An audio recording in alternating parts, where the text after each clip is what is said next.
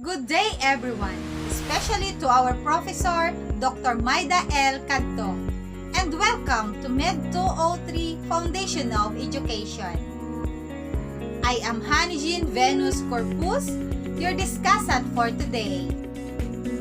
My topic is all about philosophical foundations, concepts and definition of terms, branches of philosophy.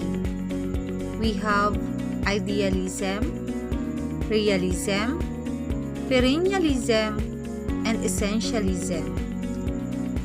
First, what is philosophy? Philosophy is the science that seeks to organize and systemize all fields of knowledge as a means of understanding and interpreting the totality of reality. Philosophy also the systematic and logical explanation of the nature, existence, purpose, and relationships of things, including human beings in the universe. Philosophy is at the heart of curriculum development. It helps educators in formulating beliefs, arguments, and assumptions and in making value judgments.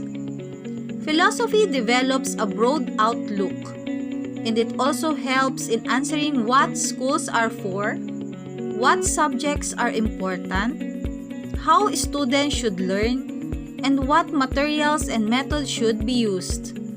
Philosophy provides the starting point in decision-making about education in its totality.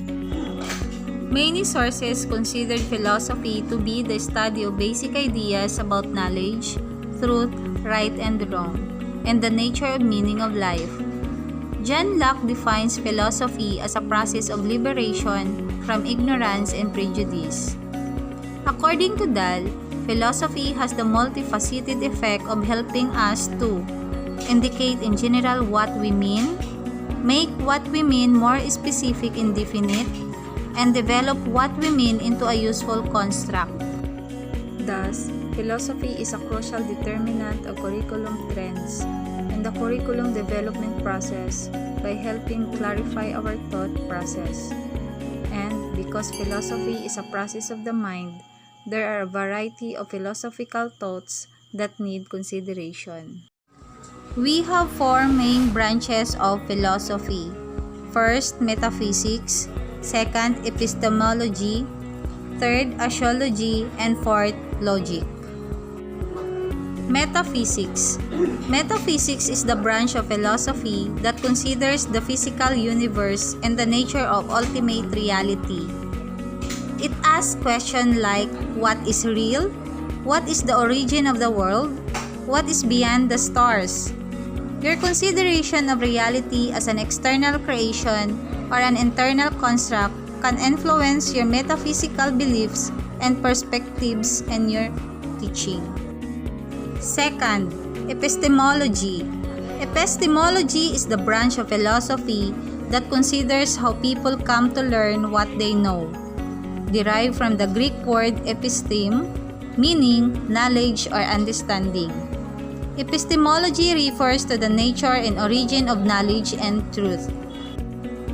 Third, axiology. Axiology is the branch of philosophy that considers the study of principles and values. These values are divided into two main kinds, ethics and aesthetics. In axiology, education is more than just about knowledge but also quality of life. Fourth, logic. Logic is the branch of philosophy that seeks to organize reasoning. Students of logic learn how to think in a structurally sound manner. Logic has two types, deductive and inductive reasoning. Deductive reasoning involves examining a general case, deducing a general set of rules to specific cases. Inductive reasoning involves taking specific examples and considering the general principles, rules, or cases that cause them. Philosophy of idealism is the oldest philosophy in the Western culture. It is a philosophical approach stating that ideas and knowledge are the only true reality. The main focus of idealism is unconscious reasoning in the mind.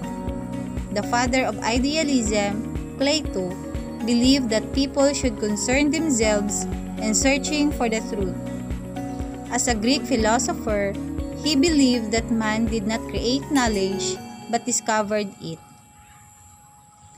Idealists believe that the aim of education should be directed toward the search for true ideas, self-realization, and character development.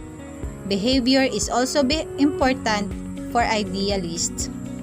Idealistic ideas always helps us to remove the negatives and attach the positives. According to idealists, the teacher must be excellent in order to serve as an example for the student, both intellectually and morally. Some examples of the teacher's rules consist of assisting students in choosing important material, serving as exemplary models, encouraging students to ask questions, and providing a suitable environment for learning. Idealists have high expectations of the teacher. Idealistic teachers are the lights for students in darkness and the motivators of the positives and diminishers of the negatives. Philosophy of realism. The realist school of thought is traced back to Aristotle, another main Greek philosopher. According to this philosophy, matter or objects that we see exist by themselves. That is, they exist absolutely with or without man. In other words, matter is not a construct of the human mind. The following principles are therefore upheld. First, the principle of independence of matter. Second, the principle of orderliness of the world behind its organization. This means that law and order prevail in the universe. Third, the principle of the world as real as discovered by the scientist. Thus, it is possible to have objective knowledge of the world. Our senses are also a source of knowledge. The philosophy also advocates that values exist objectively, they are absolute and eternal. Educational implication of realism. First, the ultimate educational aim is achievement of knowledge of nature and inner working of the universe.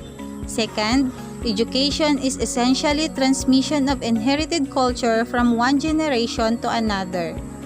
Third, disciplines of curriculum should contain certain elements of culture. Fourth, students should learn disciplines to develop intellectual skills, to discover important principles and theoretical insights. Based on this philosophy, there should be a core curriculum for every learner. Philosophy of perennialism. Perennialism draws from both idealism and realism. The perennialists believe that the cement of education is the common nature of man. With that focus, education should be the same for everyone. Education must therefore pursue perennial truths. These truths are absolute and universal. The philosophy presupposes that there are permanent studies and knowledge that is available, particularly from the great books, which should be taught to all students. The stress is on significance of reason and intellectual development. Curriculum is expected to contain important subjects taught and their customary separate form. Example, history as history, geography as geography, and civics as civics, rather than combining them and naming them social studies, for example. Philosophy of essentialism. Essentialism focuses on traditional subjects, reading, writing, and mathematics. Classical education is one form of essentialism. As with perennialism, essentialism is also on the major traditional philosophies of idealism and realism. Essentialist educational aims are to develop intellectual powers as well as educate competent persons. Schools should therefore not be sidetracked into catering to the personal problems and social needs of students. Cultural heritage needs should be considered for curriculum making. Essential skills, especially reading, writing, and arithmetic, or the 3 R's, and academic subjects such as English, science, and mathematics are given priority in the education process with the emphasis on mastery of concepts and principles of subject matter. As with perennials, the curriculum is subject-centered and emphasize separate organized disciplines as opposed to integrated subjects. The teacher in this case is considered an authority in his/her subject field.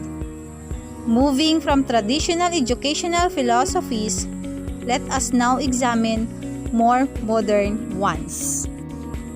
According to Aristotle, educating the mind without educating the heart is no education at all. Thank you for listening. Have a nice day and God bless everyone.